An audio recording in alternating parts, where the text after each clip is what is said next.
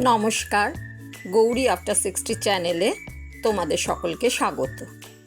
আজ আমি বাটা মাছের একটি রেসিপি তোমাদের সঙ্গে শেয়ার করব।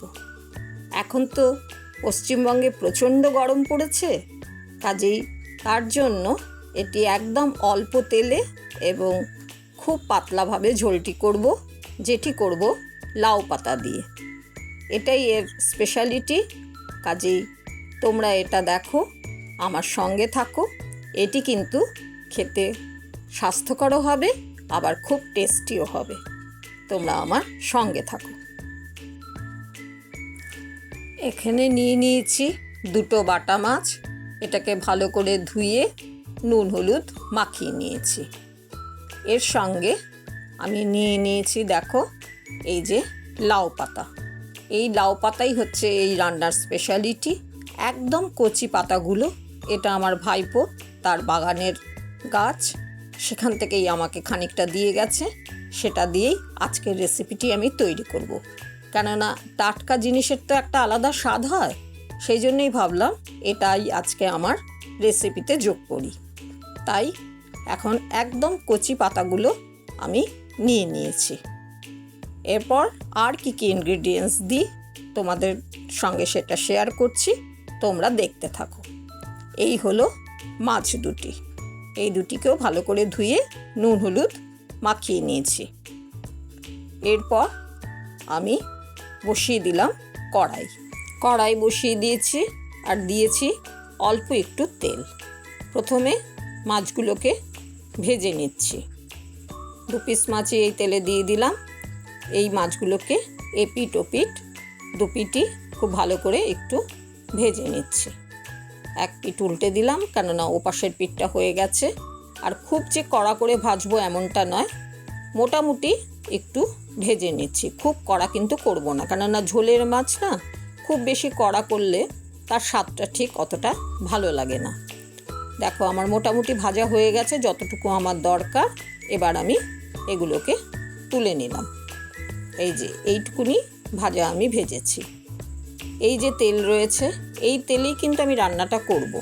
আর কিন্তু আমি কোনো তেল এখানে অ্যাড করছি না, কেননা তেল মশলা দুটোই কিন্তু খুব কম যাবে। দেখো, নিয়েছি লম্বা লম্বা করে একটাই আলু কেটেছি, আর লাউ পাতাগুলোকেও একটু টুকরো করে নিয়েছি। প্রথমে দিয়ে দিলাম তেলে আলুটা একটু ভেজে নিচ্ছি। খুব বেশি যে ভাজবো এমনটা নয়, মোটামুটি একটু ভেজে নেব। দিয়ে দিলাম একটু নুন, আর একটু মতন নুন দিলাম, আর দিলাম সামান্য একটু হলুদ। নুন আর হলুদ দেওয়া হয়ে গেল। এবার আমি এটাকে একটু নাড়িয়ে চাড়িয়ে মিশিয়ে নিলাম।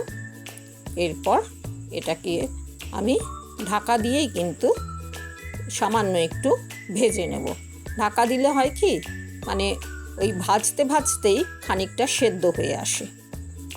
এই দেখো, খানিক বাদে এলাম, সামান্য ভাজা কিন্তু আমার আলুগুলো হয়েছে। খুব কিন্তু কড়া করে ভাজা নয়, খুব হালকা ভাজাই হয়েছে। এবার আমি লাউ পাতাগুলো এর সাথে দিয়ে দিলাম। এবারে লাউ পাতাগুলোকেও নাড়াচাড়া করে কিন্তু আমি একটু ভেজে নিচ্ছি। একটু নাড়াচাড়া করে নিলাম। এরপর এর সঙ্গে নুন হলুদ তো আমার দেয়াই আছে আগে। এরপরে দেখো, বেশ কিছুক্ষণ একটু নাড়াচাড়া করার পর পাতাগুলো একদমই মজে গেছে, অনেকটাই মজে গেছে। এবার আমি গ্রাইন্ডারে পেস্ট করে নিয়েছি একটু পেঁয়াজ, একটু টমেটো। এখানে শুধু পেস্ট করা আছে, আর কিন্তু সেভাবে কিছু নিইনি, কারণ খুব হালকা করেই ঝোলটা করব। কোনটা কতটুকু পরিমাণে নিয়েছি সব কিন্তু তোমরা আমার ডেসক্রিপশন বক্সে থাকবে, তোমরা সেখানে পেয়ে যাবে। এখানে শুধু পেঁয়াজ আর টমেটোই দিয়েছি। এবার একটু এটাকে কষতে থাকবো। এই দেখো, কিছুটা একটু জলো জলো ভাব আছে। এবার এর মধ্যে দিয়ে দিলাম খানিকটা জিরের গুঁড়ো। আর কিছু দেব না মশলা। এটাকে এবারে কষিয়ে নিচ্ছি, নাড়াচাড়া করে নিচ্ছি। এইভাবে আমি কষতে থাকছি। কষানো হয়ে গেলে পরে তারপর আবার এটার মধ্যেই দিয়ে দেবো ঝোল। তেল কিন্তু আর আমি একটুও ইউজ করলাম না। এবার গ্রাইন্ডার ধোয়া জলটা এখানে দিয়ে দিলাম।